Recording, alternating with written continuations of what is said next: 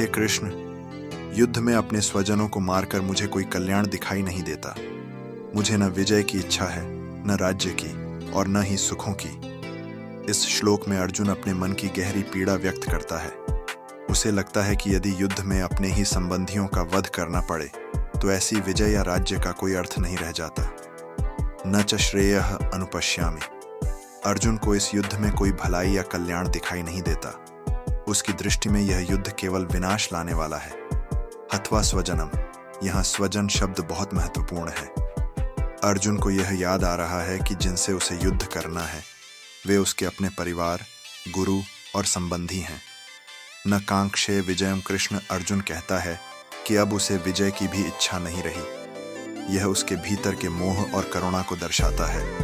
न च राज्यम सुखानि च, राज्य, वैभव और सुख जिनके लिए सामान्यतः युद्ध किए जाते हैं अर्जुन को अब निरर्थक लगने लगे हैं। यह श्लोक दर्शाता है कि अर्जुन का हृदय करुणा और मोह से भर चुका है। उसे लगता है कि अपने ही लोगों का वध करके प्राप्त की गई विजय न तो सच्चा सुख दे सकती है और न ही वास्तविक कल्याण। यहीं से अर्जुन का विषाद और गहरा होता है और वह धीरे धीरे युद्ध से पीछे हटने की सोचने लगता है।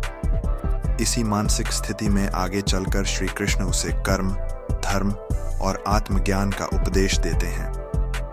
हे गोविंद, हमें राज्य से क्या लाभ, भोगों से क्या लाभ और जीवन से भी क्या लाभ, जबकि जिनके लिए हम राज्य, भोग और सुख की इच्छा करते हैं वे ही लोग यहाँ युद्ध में खड़े हैं।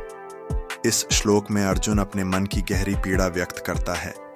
वह कहता है कि जिन लोगों के साथ जीवन के सुख और राज्य का आनंद लेना था, यदि वही लोग युद्ध में मारे जाएंगे तो फिर उन सुखों का कोई अर्थ नहीं रहेगा।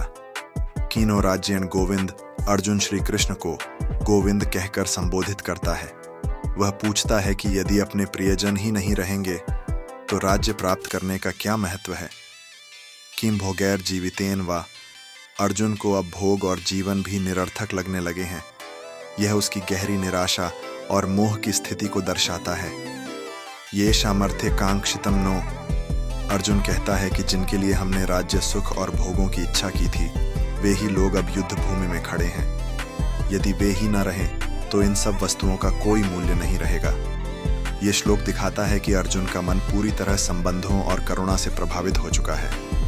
वह युद्ध के परिणामों को देखकर दुखी है और सोचता है कि अपने ही लोगों के विनाश के बाद प्राप्त होने वाली विजय व्यर्थ है। यही विचार आगे चलकर अर्जुन को युद्ध से विमुख कर देता है और तब श्री कृष्ण उसे धर्म और कर्तव्य का सच्चा ज्ञान देते हैं।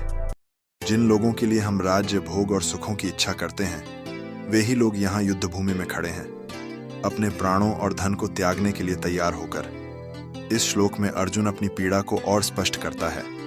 वह कहता है कि जिनके साथ मिलकर जीवन के सुख भोगने की इच्छा थी वही लोग अब युद्ध भूमि में एक दूसरे के सामने खड़े हैं। ये सामर्थ्य कांक्षितम नो, अर्जुन बताता है कि राज्य और सुखों की इच्छा इसलिए थी ताकि अपने परिवार और प्रियजनों के साथ जीवन का आनंद लिया जा सके। त इमे वस्थिता युद्ध, लेकिन अब वही लोग युद्ध के लिए तैयार खड़े हैं। यह दृश्य अर्जुन के मन को और अधिक दुखी कर देता है। प्राणांस त्यक्त्वा धनानि च, ये सभी योद्धा अपने प्राणों और संपत्ति को त्यागने के लिए भी तैयार हैं। युद्ध का अर्थ है कि दोनों पक्षों को भारी हानि सहनी पड़ेगी। यह श्लोक दिखाता है कि अर्जुन का मन संबंधों और करुणा से अत्यंत व्याकुल हो चुका है। उसे लगता है कि जिन लोगों के साथ सुख साझा करना था, यदि वही लोग युद्ध में नष्ट हो जाएं, तो विजय और राज्य का कोई मूल्य नहीं रहेगा। यहीं से अर्जुन का विषाद और गहरा होता जाता है और आगे श्री कृष्ण उसे समझाने के लिए गीता का दिव्य ज्ञान देने वाले हैं।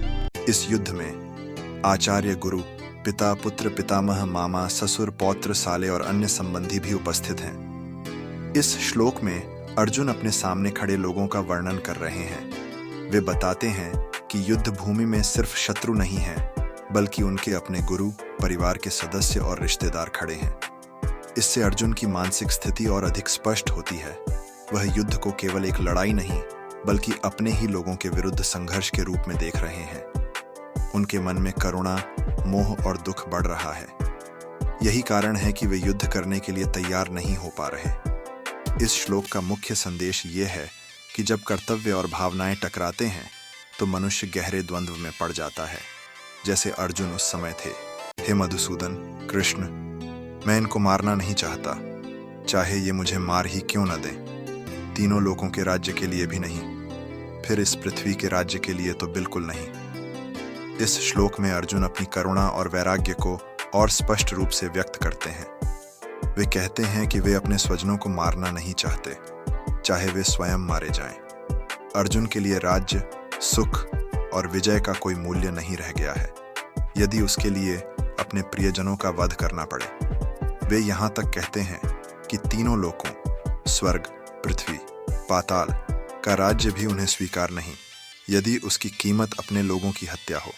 यह श्लोक अर्जुन के गहरे नैतिक संघर्ष, मॉरल डिलेमा को दर्शाता है, जहाँ मानवता और कर्तव्य के बीच टकराव है।